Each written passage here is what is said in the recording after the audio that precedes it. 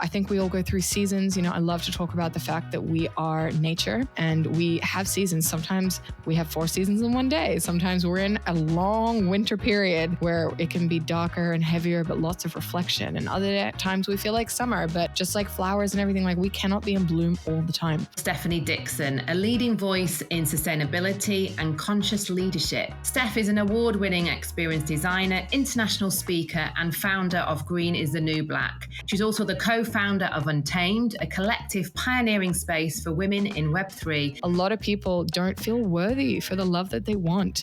And I think that breaks my heart a little bit because for whatever reason in the society that we're living in, all the things, like people just don't feel self-love. They don't love themselves the way that we need to. It is our thoughts and our words that literally create our entire reality. When we realize that, you actually realize how much control you have on everything that happens in your life. Welcome, Steph. Thank you so much for having me. I'm so excited for this conversation and to see you again after so long. I know, it's great to have you on the podcast, and I've loved seeing you evolved and selling your company and becoming a mom and finding love. It's been amazing to see your journey as well. So you've been called a force of nature, building movements, hosting global events, and leading conversations across sustainability and consciousness. But behind all of that, you've also been navigating love and life and now motherhood. And the question many of my high achieving clients and business women have to themselves is, can we really have it all? So how have you managed to navigate all of this? Yeah, I think it's such a good question, and one that I've also pondered a lot about and spoken to a lot of women about. And I think there was one woman in particular that gave me advice that really stuck to me. And it was that we can have it all, but not all at once. And I think that's just such an important distinction because the analogy she also gave is about having glass balls and rubber balls. And you're always juggling in the air, which I think we can all feel like. You're always trying to keep these balls in the air. And sometimes, things are rubber balls. They're just going to keep bouncing, and that's fine. You can leave them there and you can pick them up when you're ready again. But some things are glass balls, and if you drop them, they will shatter. And I think that's the thing. It's just focusing on what are your glass balls right now, the things that you actually have to attend to that will shatter or be very difficult to put back together, if at all. And so that's always really stuck with me on how I've approached things, and also allowed me to just have a little bit more grace and a little bit more permission to not have to need it all at once. And so I think we all go through seasons. I love to talk about the fact that we are nature and we have seasons. Sometimes we have 4 seasons in one day. Sometimes we're in a long winter period where it can be darker and heavier, but lots of reflection. And other times we feel like summer, but just like flowers and everything, like we cannot be in bloom all the time. And so I think these are the type of things that just give me a lot of peace and a lot of grace, so that when I feel like I'm in a winter mode, then I'm like, yeah, that's cool. I'm in winter. I'm just going to enjoy the winter and not make myself feel bad. I'm going to say no to things. I'm going to put my boundaries in place. And I think these are the type of, thinking and things that have allowed me to not put so much pressure on myself to have it all at once, all the time. Yeah, it's such a good analogy with the seasons as well. We're coming into winter here in the UK.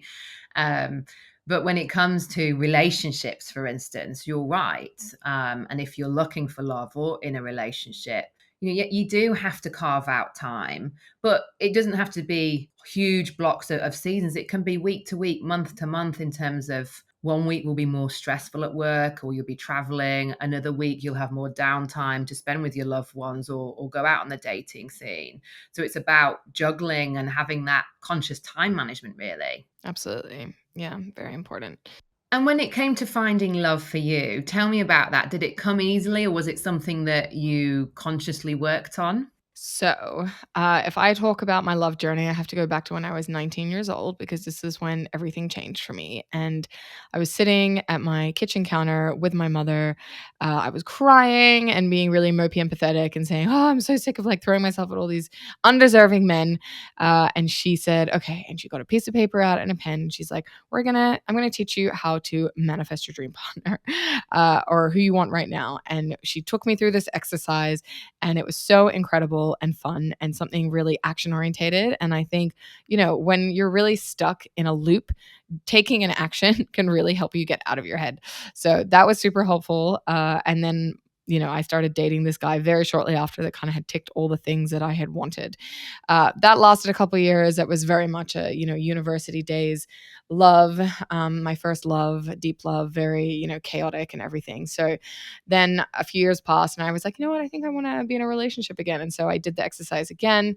And that one was like I kind of asked for like I want like movie love and blah blah blah, and I put all this stuff down and I absolutely got it. This roller coaster of romance.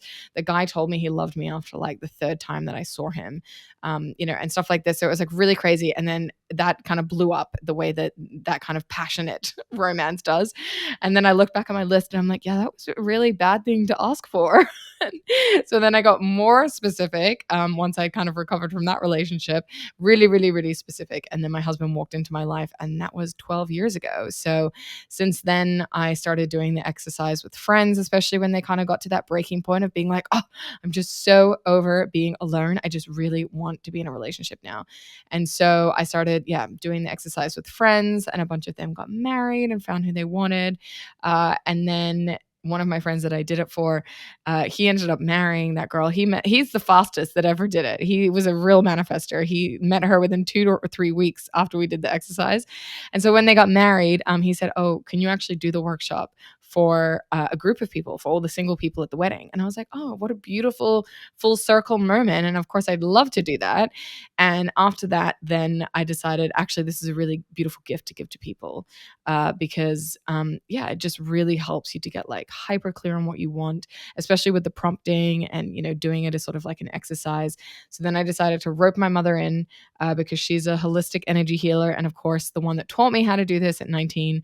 And so we now designed these beautiful workshops where we take people through lots of different modalities, including emotional freedom technique, which is tapping to really clear any self-love blocks.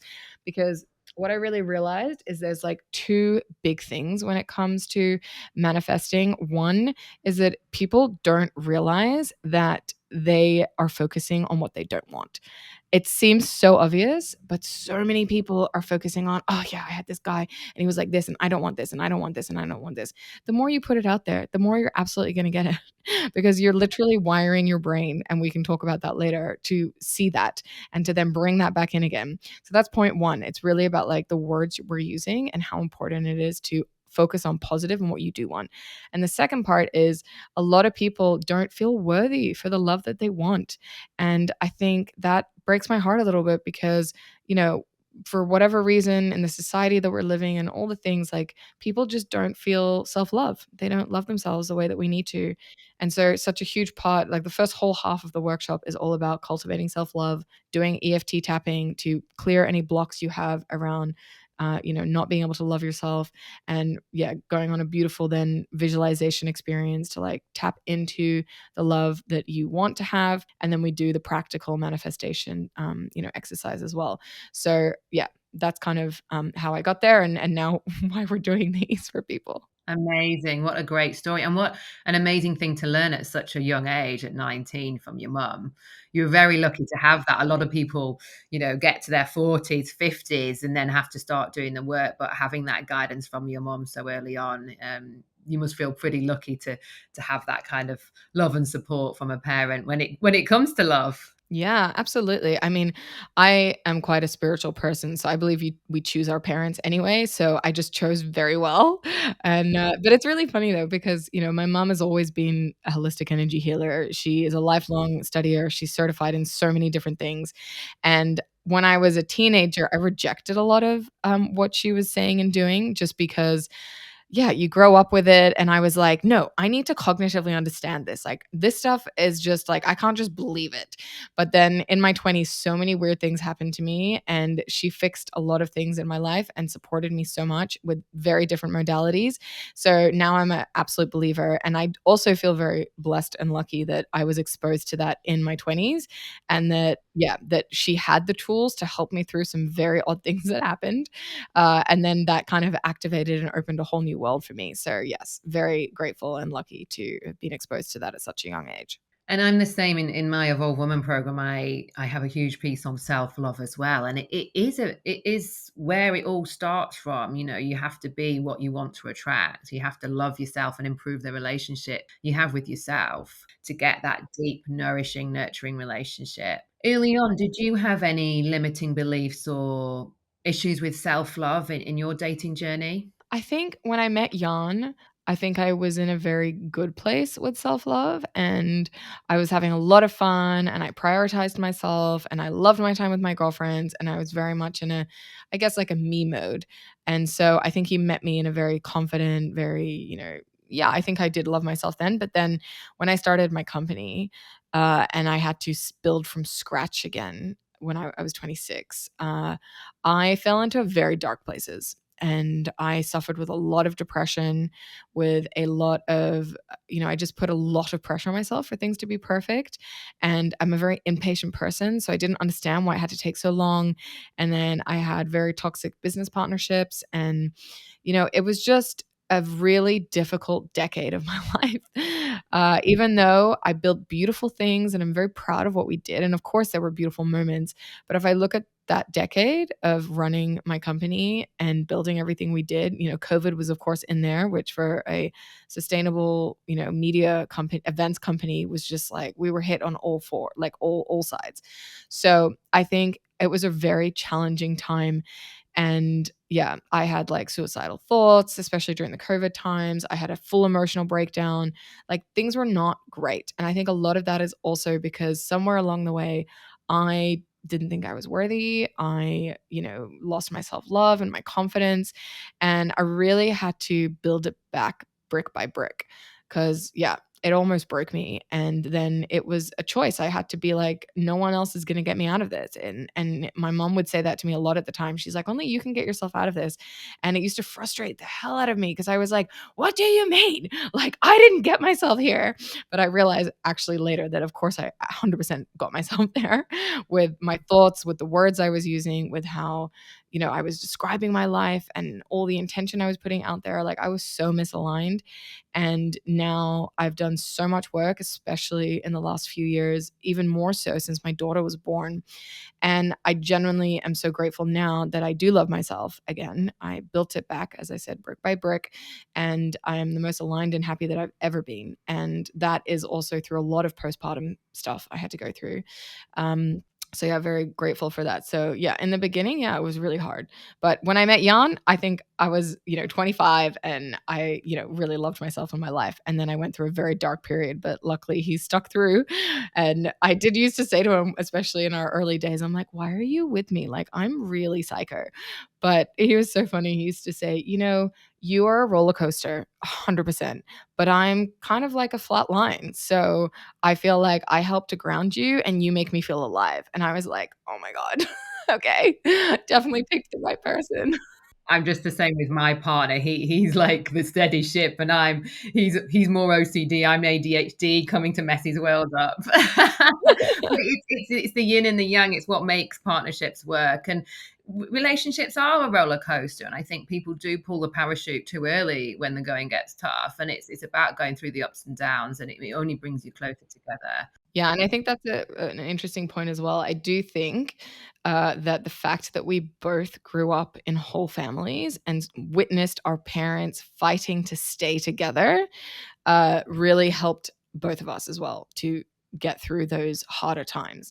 And that's probably a bit controversial, and there's going to be people that probably that irks the wrong way.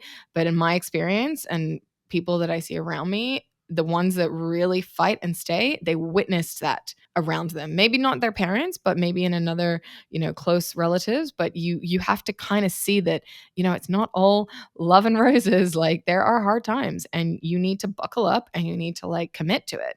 So I do feel grateful for that as well. Yeah, and Hollywood has a way of portraying that romance is just so perfect. It's all roses. There's no nicks in the road. But it's life, isn't it? It's life, and we are going to have obstacles and things thrown at us, whether it's personal endeavors or business woes, and it's being in it together. Can I ask you, like, when you were building back from that moments of depression and when you were in a dark place, what were some of the first steps that you took to get yourself back on track and rebuild that self-love? Yeah.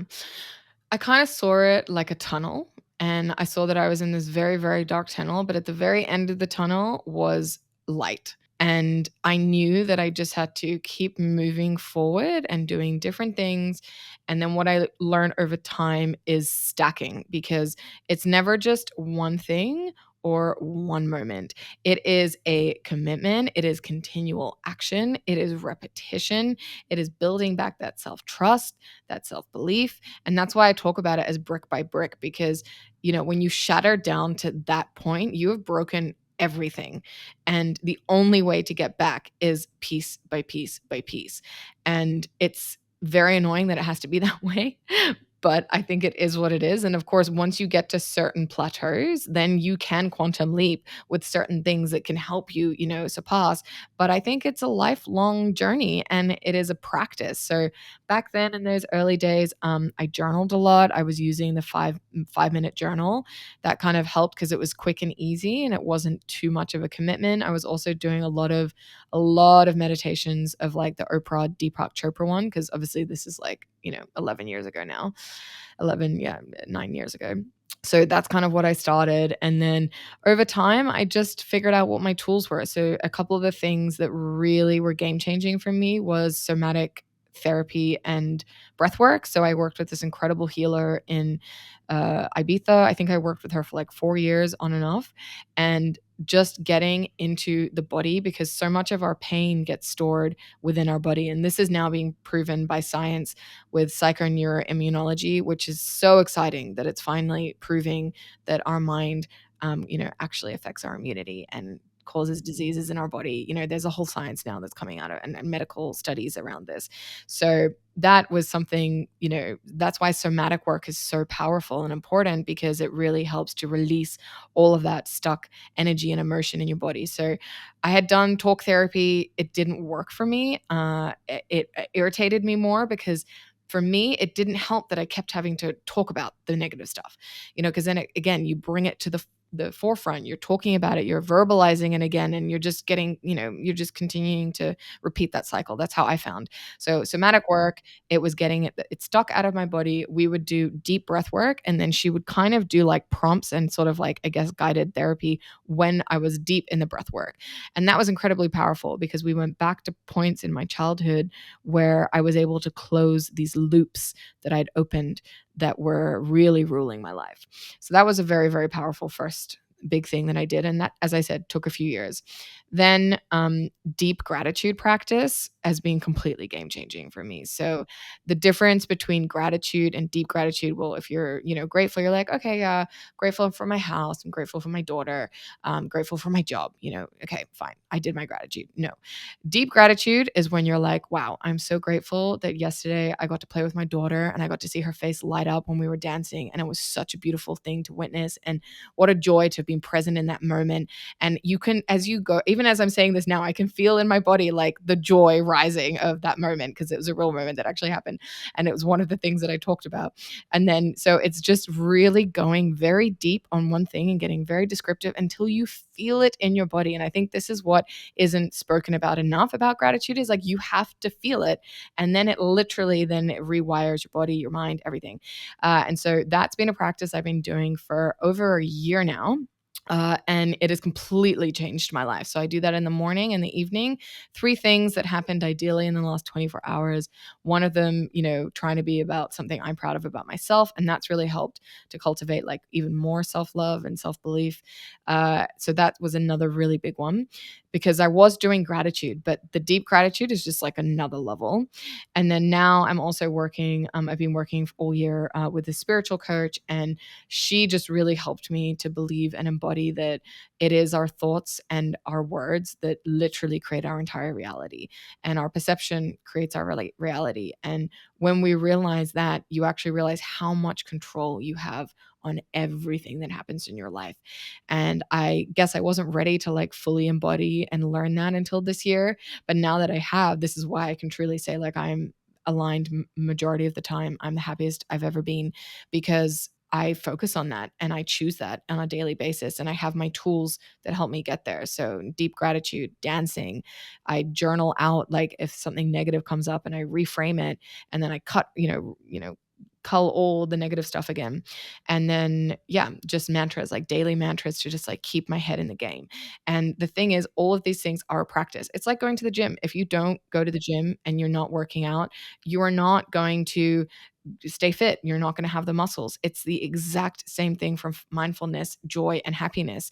It's something you have to repeat over and over again. It's not just a baseline state. And especially in the world that we live in, there's so many things that want to tear you away from that and bring you down. So If you love PSI Love Me and want to dive in deeper, then join the Evolve Woman, my 8-week online coaching program, which will take you on a transformative journey of self-discovery, fulfillment, and to find the joy and love you so deserve.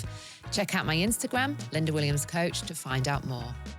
Quite similar to my journey when I left my ex-husband and I was just setting up my PR agency about 14 years ago. And I'm a massive believer in deep gratitude and also breath work. I think everyone I've had on this podcast from different verticals of expertise all talks about breath work and how powerful it is. And I'm the same as you. I've since my father's suicide at 18, I've seen a lot of people in terms of psychotherapists, psychologists, talk therapy, and it wasn't working for me either. And I actually see an amazing mindfulness teacher who he incorporates a bit of meditation, breath work, and mindfulness. And totally agree with you. It is mindset, and it's having that discipline to manage your thoughts and do the things that will nurture your body, mind, and soul. And it's we spend all this time going to the gym and eating well, but why don't we spend the same amount of time looking after and nurturing our soul as well? But amazing, all of those things that you've shared. And I was actually just at a conference last week at the University of Oxford on trauma and relational trauma, how we get trauma in the body. And there was all the experts there, everyone from Bessel van der Kolk to Richard Schwartz, Esther Perel.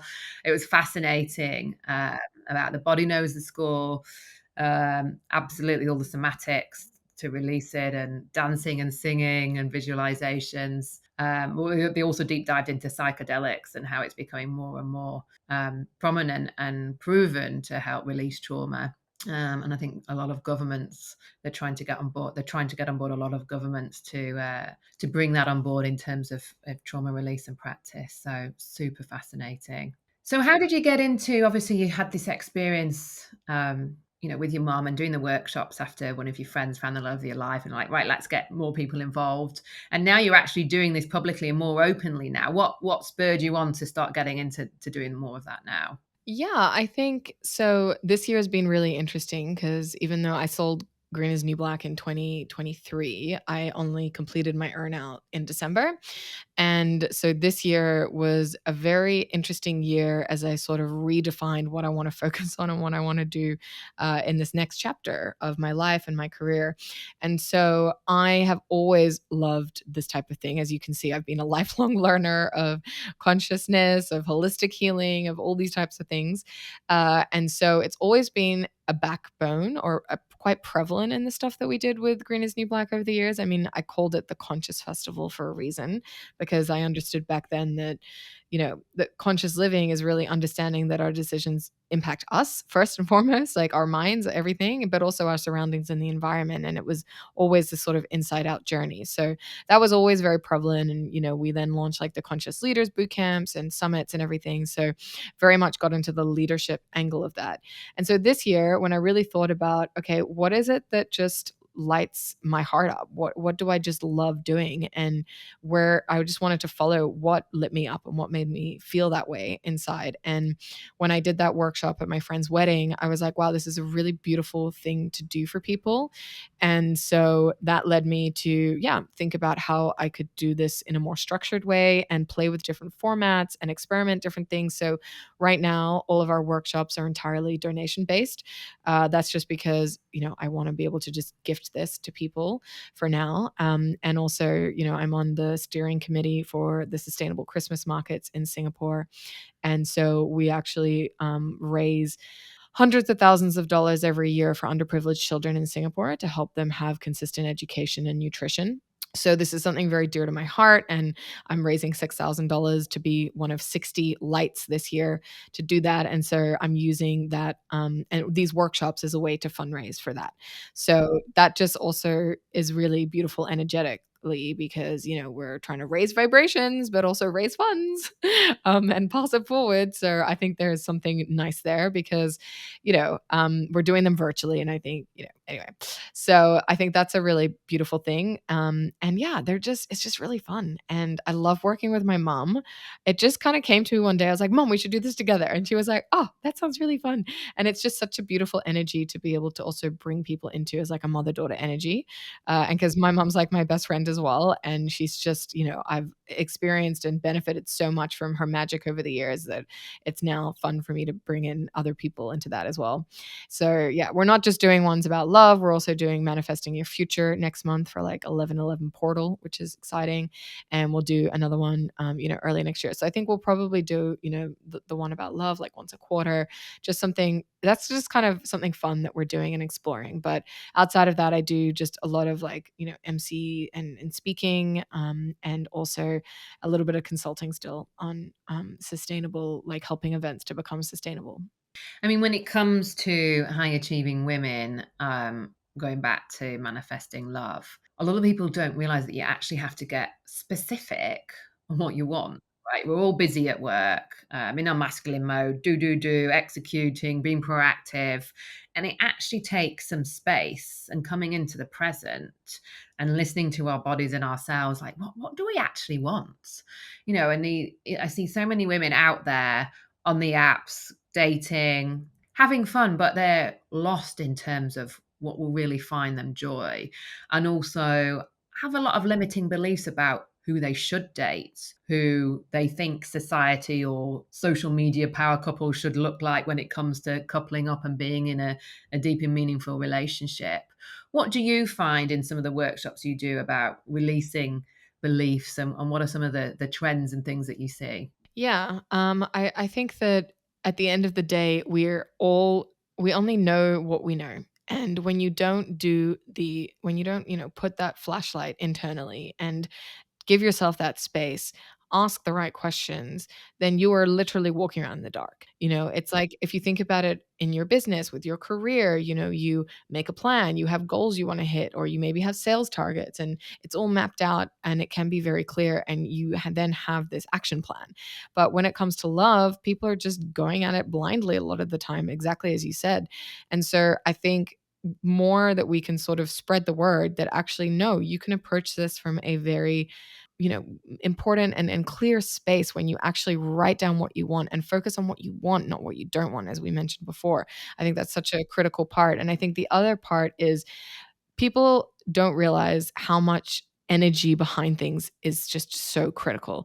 If you're on the apps and you are desperate and you're sad and you're lonely and you are just putting that energy out there. And so you also have to really cultivate like self-love and be happy just with yourself. And when you have that, you're going to be dating and approaching from a very different energetic state. And I think this is something that, yeah, it's just not really talked about enough. And that's why fostering self-love first and really focusing on that and making a concerted effort to be like, no, I want to love myself. I want to clear my emotional blocks. I want to clear my limiting beliefs. You are then clearing out all the cobwebs. It's like a spring clean for your heart.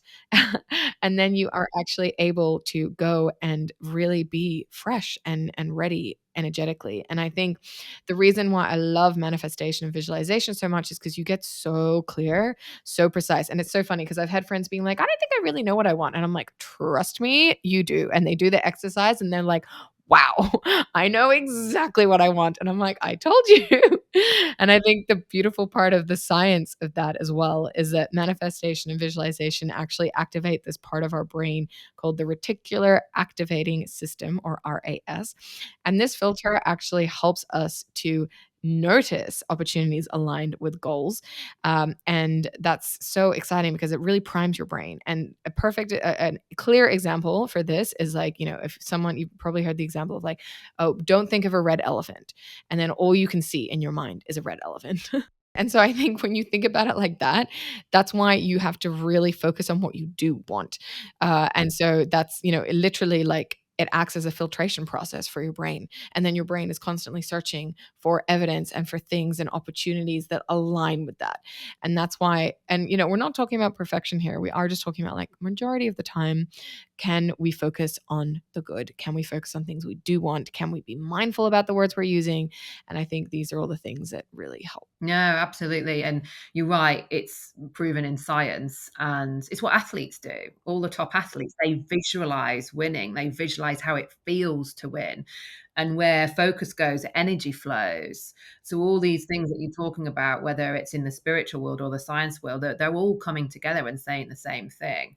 And going back to what you're saying in terms of like clearing out the shop, putting the garbage out, starting afresh, filling your cup with that self-love, because then your boundaries start to come naturally in terms of what I do and I don't deserve. So it's like the Dead Sea parting, or all what doesn't serve you just goes to the wayside, and it becomes very clear in terms of is right for you and what you have that deep knowing as well.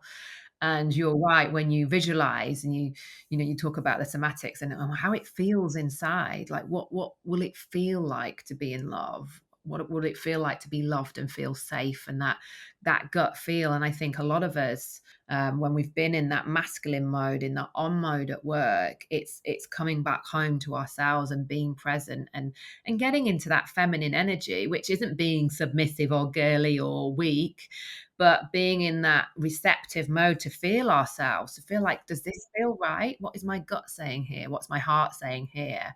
Not letting the good old head come in, the masculine energy from the head going, well, tick, tick, tick, tick, this is what I want in a relationship. But what do you want? What's going to make your heart sing? What's going to feel good in your gut? And a lot of people who come to me, it's like, well, I want this kind, he needs to be at my level financially.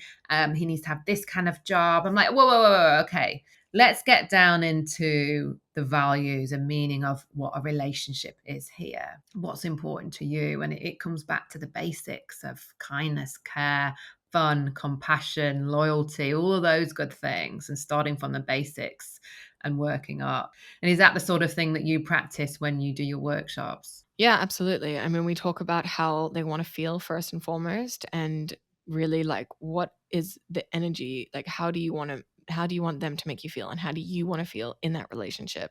And then we, really spend a lot of time on that to really get to the essence of that. And then from there we build in everything else. So, it is important that for some people that they're going to love traveling, and like traveling, are you talking about like luxury holidays? Are you talking about camping? Like we do go into some granular detail like that, because I think it is also important for you to understand like exactly what you like. And of course, you're always going to be open to trying new things, but yeah, and like being physically attracted to them, and like, sexual stuff as well. Like we talk about all of it, because I think it's very important for you to get very hyper clear on all elements. And then of course, nothing's ever going to be perfect, but at least you know what you actually like. Yeah, exactly. Get super clear. Amazing. And when you were running your business and you was you were you did you start it up when you were in a relationship with Jan already, or how did that all come about? Yes. So he met me when I was working in fashion, running fashion weeks and festivals around Asia. So he was there for the transition, then going into me starting my company. And did you ever battle with that work on mode and then coming home and grounding yourself and being in the present? And what was some of the things that you do to help ground yourself? Yeah, absolutely. It's a funny question. It's funny to think back at like the early days of my relationship, because it was like 12 years ago. But I think one thing, when especially when I was working in fashion, I had a really intense boss who was a real sociopath, very verbally abusive. Like I can't believe I lasted 4 years now that I think about it. And what happened was I would be on my phone a lot when I was with Jan, because I'd have to reply straight away to him, because, it was such a toxic workplace and I was so stressed and scared all the time and had so much insomnia and all the other things at the time. I mean, I was like 22 to 25, 6 when I worked with him.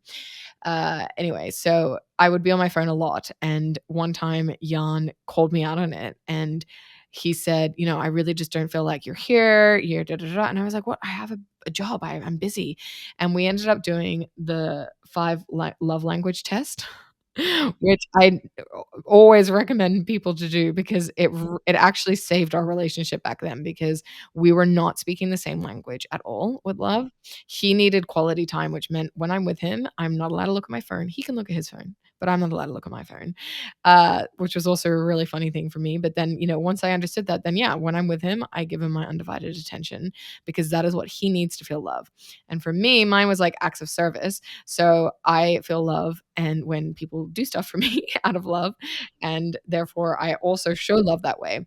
And so that was a really helpful activity, exercise for both of us to do.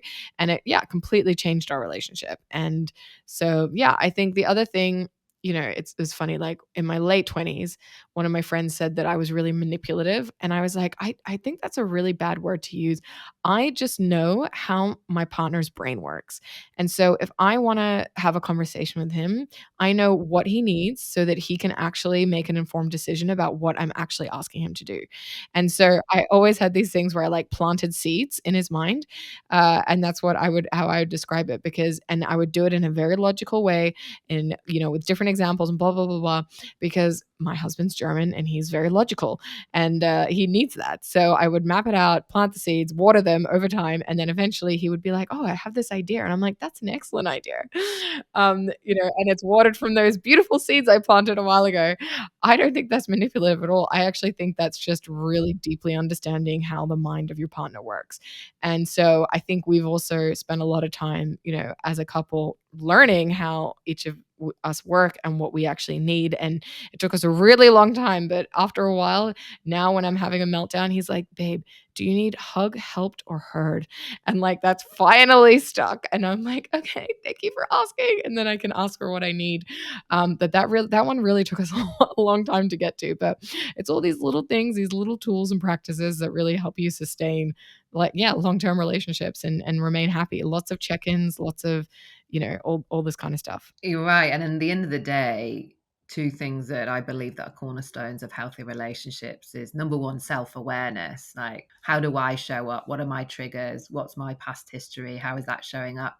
But also number two, communication, like communicating your needs, understanding each other, being self-aware, but also aware of the other. Like, how do they love? How do they communicate? How do they like to be loved? When is the right time to have these conversations, not when they're rushing out the door to a busy work meeting. So it's not manipulative, it's kind of common sense in terms of how you communicate and get the best out of each other and your relationship. Exactly. But I would say that, like, having post-baby, it was very difficult. That was a really challenging time. Probably the hardest of all of our 12 years together was the first 6 months after my daughter was born. And I think we were just as it is, and it's such a cliche, but it's so true. Tired, exhausted parents, screaming baby, work involved in there as well, and mismatched expectation, not being able to communicate, not prioritizing each other. And then it just leads to like this terrible downward spiral. And the other big thing is, I was selling my company still postpartum, like with a newborn, getting the sale over the line. And so my maternity leave wasn't full and it was only 3 months, which is just not even close to being enough. And then I dove straight into business and had like 6 weeks to run a 5,000 person event, which then finally got the sale over the line and then got the sale over the line. And like my hormones for those first 6 months, like I had a lot of energy, all things considered. But then in the January, I like completely crashed and I got like really depressed and I got really like I had a lot of anger and not towards my baby at all, but really towards my husband and towards life. And at that point, I was just running on fumes and I ended up having to go and speak to a therapist, a postpartum specialist, and got diagnosed with postpartum depression and postpartum rage, which I didn't even know was a thing. And that was a really intense period for us as a couple. So he actually ended up coming to therapy with me, which was very powerful for us. And then also understood what I was going for. So basically, my prefrontal cortex stopped working. So I would go from like zero to like furious over very little things. And that with the sleep deprivation and everything.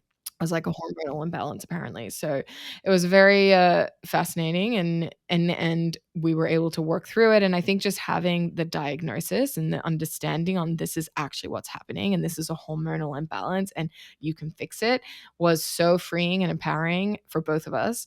And yeah, so then we worked together to get me in a more stable place, and us in a more stable place as a couple. And that was really incredible to be able to do that. And I just wish more women knew about these things. And next time, if it ever happens again, like if I have a second child, and at least we would be able to see the telltale signs and go and speak to a professional earlier, because sometimes you just need a little bit of support and guidance in these things. And it's not a bad thing. It's actually the best thing that you can do for yourself. So Yeah, and so many things to juggle, like your hormones, work, the relationship with your husband, a third person, a beautiful baby. It's a lot, and when you don't understand what's happening in your body and the hormones and how that is acting out, it can be really discombobulating and bewildering as well for yourself and your husband on how to navigate it. And I think it's so crazy. We spend so much time worried about women when they're pregnant and taking care of them and doctor checkups and all the information and the books and the pamphlets. And then once you give birth, it's like, okay, bye. A day later, and you're like, oh my gosh. And I just wish that there was as much, or at least even just like half the amount of care that was given in the first 9 months of growing the child and the second 9 months of post child towards mothers and babies. And I think we would live in a very different world if that was the case. Yeah, I know I mean, I don't have a child yet, but looking at a lot of my friends who've suffered from postnatal depression, and yeah, the resources out there, and it's normally to do, breastfeeding, how to be a mother, but it doesn't go into the mental health side of it and managing yourself and your hormones and getting through those first months and couple of years. So there's a lot of work to be done in that space. So what's next for you, Steph? Well, I am doing a lot more speaking right now. So I'm flying to Bali, for example, to speak soon about at a luxury travel conference. And I'm going to be talking about the inner climate and how conscious leadership is the missing piece in impact strategy. So this is now a content stream that I'm very passionate about and going to be doing a lot more work around. And yeah, then just doing a lot more events, raising consciousness and supporting women, and just continue to follow what lights me up and see where it leads.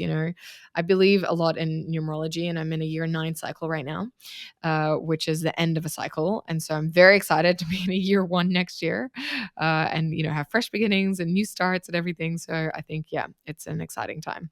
And if people want to find more about what you do, book you as a speaker, or find out about your upcoming workshops, where's the best place that they can get some more information from? Yeah, I have my website, stephdixon.com, or my Instagram and LinkedIn handles is both Steph L. Dixon as well, where I share a lot of information, a lot of content on both of those platforms. So Amazing. Well, thank you so much for joining me on PS I Love Me. It's been a pleasure to deep dive into your world and how you've navigated love, life, and entrepreneurship. And I can't wait to see what's next for you. amazing. Well, thank you so much for having me. That's it for today's episode of PS I Love Me. I hope you've learned some interesting nuggets to weave into your everyday life to feel a little lighter, brighter, and inspired. If you loved today's episode, be sure to subscribe, rate, and leave a review. It helps more high-achieving women like yourselves to find us. And don't forget to follow us on Instagram, Linda Williams Coach, for more daily inspiration and updates.